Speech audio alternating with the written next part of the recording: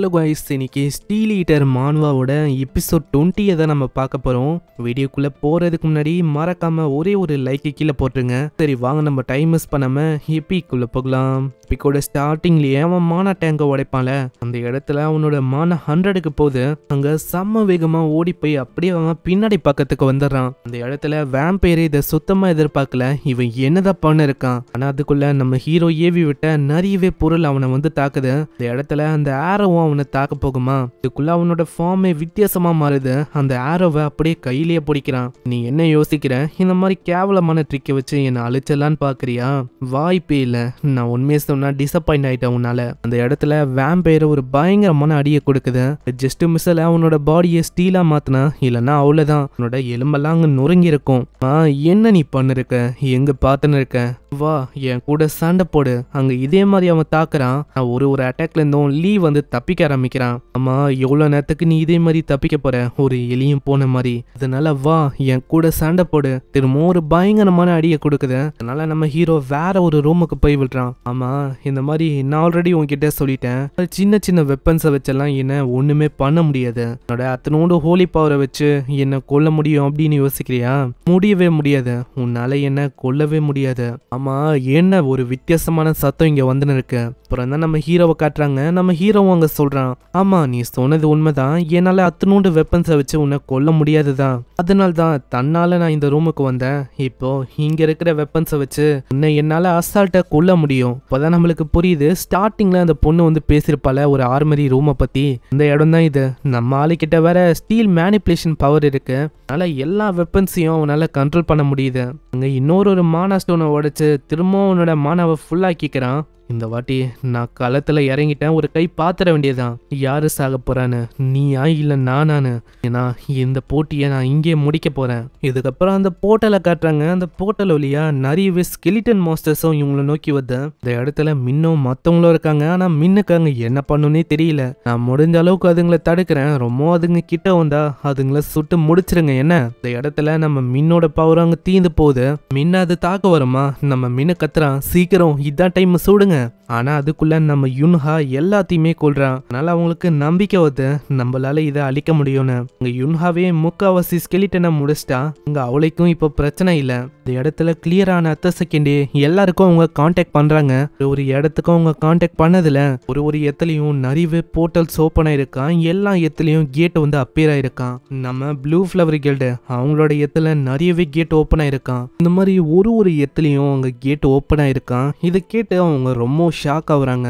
அங்க நம்ம பேட்டலியானோ சொல்றாரு, இந்த மாதிரி என்னால அவ்வளவு சீக்கிரத்துல அங்க வர முடியாது. அங்க நிலைமை ரொம்ப மோசமா இருக்குன்னு நினைக்கிறேன். அதனால நீங்க தான் அதை பாத்துக்கணும்னு நினைக்கிறேன். இந்த இடத்துல நம்ம யுன்ஹாவும் நம்ம லீயை பத்தி சொல்றா. இந்த மாதிரி நேரத்துல நம்ம லீக்கும் நீங்க சார்ஜை கொடுக்கணும். நீ சொல்லும் போது எனக்கு புரியுது அவன் மேல இந்த டவுட் அது வந்து அவன் பண்ற வேலையால போயிடுச்சு போல. ஆமா அப்படின்னும் சொல்லலாம். இந்த சைடு நம்ம ஹீரோ அதை உடைச்சிருப்பான்ல, அவனோட மான திரும்ப 100க்கு போகுது. அங்க இருக்கிற ஒரு வெப்பனையும் இப்போ நம்ம ஹீரோவால கண்ட்ரோல் பண்ண முடியுது. இதை உனக்காக நான் தான் ப்ரிப்பேர் பண்ணி வச்சதே. இப்போ நான் ஒன்றும் மாட்டல. இந்த இடத்துல நீ தான் வசமா மாட்டிருக்க. இந்த இடத்துல நிறையவே வெப்பன்ஸ் அவனோட மானவை பயன்படுத்தி ஏவி விடுறான். வெப்பன்ஸ் அவனை பயங்கரமா தாக்குது. இந்த அளவு அந்த வேம்பயருக்கு அங்க எதுவுமே ஆகல. என்ன யோசிக்கிற? இந்த மாதிரி அட்டாக்ஸை வச்சு உன்னால என்ன முடிக்க முடியும்னு யோசிக்கிறியா? நீ அவ்வளவு நேரமா ப்ரிப்பேர் பண்ணியா? நம்ம ஹீரோ விடவே இல்லையே. திரும்பவும் ரிப்பீட்டடா அவனோட மானவை அவன் பயன்படுத்துறான். அங்க மானாவும் கொஞ்சம் கொஞ்சமா கம்மியாகுது. அங்க ஒரு கட்டத்துல பின்னாடி வந்து அவனோட நெஞ்சிலேயே அவனோட எர்குலஸ் ஸ்பியரை வச்சு தாக்கிறான். அதனால அதோட கதையும் அங்க முடிய போகுது. நான் சுத்தமா எதிர்பார்க்கல எப்படி இதை பண்ண. இந்த மாதிரி சில பேரை வந்து யோசிக்கலாம், நீங்க வந்து ரொம்ப ஸ்ட்ராங்னு. உண்மையிலேயே நீங்க எல்லாம் ஸ்ட்ராங்னு கேட்டா அது ஒன்றும் கிடையாது. அதனால தான் இப்போ நீ சாகவும் செய்யற. அந்த வேம்பயருக்கும் இப்பதான் புரியுது, இதுக்கு முன்னாடி நடந்த விஷயம் எல்லாத்துக்குமே காரணம் நம்ம ஹீரோ தானே. இதுக்கப்புறம் நம்ம ஹீரோ அங்க வன்சு கிட்ட வரான். அங்க வந்து அவன் ரொம்ப கஷ்டப்பட்டு சொல்றான், என்னை மன்னிச்சிரு, என்னால உன்னை ப்ரொடெக்ட் பண்ண முடியல. இந்த பங்கரை அழிஞ்சு போனாலும் கண்டிப்பா நான் வருவேன். இதுக்கப்புறம் நம்ம பேத்தலின் அங்க சொல்லியிருப்பாருல, லீயை இப்போதைக்கு டெம்பரவரியா கமாண்டை கொடுக்கணும்னு. இந்த இடத்துக்கு நம்ம லீ வரான். லீயை பார்த்தவனே அவரு சொல்றாரு, ஆலி உன்னை பத்தி தான் நான் பேசினேன். இப்போதைக்கு 3rd யூனிட்டுக்கு இதான் டெம்பரவரியான கமாண்டா எடுக்க போற. அதே மாதிரி மாஸ்டரோட எண்ணிக்கையும் போக போக அதிகமாயினே இருக்கு. நம்ம தான் ஏதாச்சும் பண்ணணும். எல்லாம் ஓகே தான். அந்த ஆர்மரியும் எனக்கு சொந்தமாகும்ல. இதை கேட்டோன்னே அவரும் ஒத்துக்க நம்ம ஹீரோ சொல்றான், அப்படின்னா இது நம்மளுக்கான டைமை நம்ம அவங்களுக்கு ரிவெஞ்சை கொடுக்கணும். இதுக்கப்புறம் எல்லா பக்கத்துலயும் காட்டுறாங்க. ஒரு பக்கத்துலயும் நிறையவே ஸ்கெலிட்டன்ஸ் அங்க பயங்கரமா தாக்க ஆரம்பிக்குதா. அவங்களோட ஃபயர் அட்டாக்ஸை வச்சு தாக்குறாங்க. இருந்தாலும் அதுங்களோட எண்ணிக்கை குறையிற மாதிரியே தெரியல. இந்த சைடு அந்த பொண்ணுங்களோட கேங்கும் தாக்குது. நெக்ஸ்ட் சீன்ல நம்ம யங்ஜுனை காட்டுறாங்க. நம்ம யங்ஜுனும் அங்க இருக்கிற ஜாம்பிஸா மொத்தமா முடிக்கிறான். போக போக இது இன்னமும் இன்ட்ரெஸ்டிங் ஆயினே போகுது. இந்த சைடு நம்ம ஹீரோ ஒரு பிளானை கொடுக்கறான். இப்போ அதுங்களோட எண்ணிக்கை நம்மளோட கேம்பை கம்பேர் பண்ண பல மடங்கு ரொம்ப அதிகமா இருக்கு. நான் வரதை வச்சே நம்மளால சொல்ல முடியுது. ஒரு எத்துலயும் கிட்டத்தட்ட 10,000 ஸ்கெலிட்டன்ல இருந்து 20,000 ஸ்கெலிட்டன் கிட்ட இருக்கு.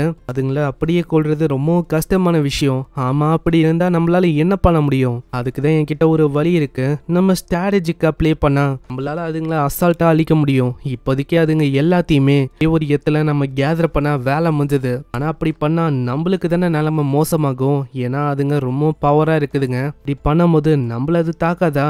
இல்ல, இது நீயும் நானும் பண்ணா கண்டிப்பா நம்மளால பண்ண முடியும். என்னது, நானா? இதுக்கப்புறம் நம்ம யங்ஜுனை காட்டுறாங்க. நம்ம யங்ஜுன் கிட்ட அவன் கான்டாக்ட் பண்றான். அவன் யங்ஜுன் கிட்டயும் அவன் சொல்றான், நீ இப்போ டோட்டம்ஸை தேடணும். அது நான் தேடணுமா? என்ன நீ சொல்ல இருக்க? இங்க ஜாம்பியோட எண்ணிக்கையும் ரொம்ப அதிகமாகுதே. இப்போ கமாண்டிங்கான அந்த பதவி அது என் கிட்ட இருக்கு. அதனால நான் சொல்றத நீ கேட்டே ஆகணும். ஆனா அதுக்குள்ள அவன் நடிக்க ஆரம்பிக்கிறான். என்னது, எனக்கு எதுவும் கேட்கல, ஏதோ ஒரு பிரச்சனை நினைக்கிறேன். உடனே நம்ம ஹீரோக்கு புரியுது, இவன் பழையபடிதான் நல்லாவே நடிக்கிறான், மாறவே இல்லை இவன். அதனால நம்ம ஹீரோ அவன் காது கிட்ட சொல்றான், ஒரு பழமையான ஒரு விஸ்கி இருக்கு, உனக்கு வேணுமா? கேட்டவனே ஒத்துக்கிறான். டன், உன்னோட வேலை கண்டிப்பா முடியும். இவன் இப்போவும் கொஞ்சம் கூட மாறல. எதையுமே இவன் சீரியஸா எடுத்துக்கவும் மாட்டான். இதுக்கப்புறம் நம்ம ஹீரோ சொன்ன மாதிரியே எல்லா மாஸ்டரையும் அவங்க வெடி வைக்கிறாங்க.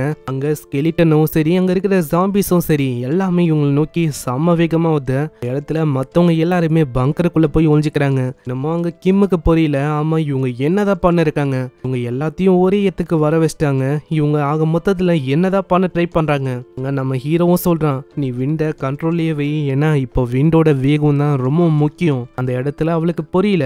இருந்தாலும் நம்ம ஹீரோ அங்க ஒரு போர்ட்டலை உருவாக்கிறான். அதுவும் ட்ரோன் வழியா கனெக்டடா இருக்கு. மேல இருந்து ஃபர்ஸ்ட் ஒரு ஸ்வாட் அவன் இறக்குறான். அதுவும் டைரக்டா அந்த ஸ்கெலிட்டன் மேல பட அந்த ஸ்கெலிட்டனோட கதையை முடியுது. இதை பார்த்து எல்லாருமே ஷாக் ஆகுறாங்க. ஏன்னா அவங்க சுத்தமா எதிர்பார்க்கல இப்படியெல்லாம் பண்ண முடியும்னு. ஹீரோக்கு எல்லாமே பர்ஃபெக்டா போகுதுன்னு தெரிஞ்ச செகண்டே அவனோட அந்த மான ஸ்டோனை 3வது முறை அவன் உடைக்கிறான். இதனால திரும்பவும் அவனோட மான 100க்கு போகுது. அவ்வளவுதான், இப்போ ஆரம்பிக்க வேண்டியதான். சொன்ன செகண்டே அங்க ஸ்டீல் ரெயினோட மலையை பெய்து அந்த ஆர்மரியில இருக்க ஒரு வெப்பனை அவன் ஏவி வர்றான்.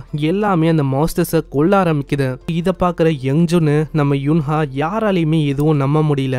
நம்ம ஹீரோவால இப்படியெல்லாம் பண்ண முடியும்னு. கண்ண மூடி திறக்கிறதுக்குள்ள நிறையவே ஸ்கெலிட்டனும் ஜாம்பியும் எல்லாமே அலைஞ்சு போகுது. இதை பாக்குற அந்த வேம்பயர் பொண்ணும் யோசிக்கிறா, நான் சுத்தமா யோசிக்கல இந்த மாதிரி ஒரு பர்சன் அங்க இருக்கான்னு. யாருதான் இதை பண்ணிருக்கா?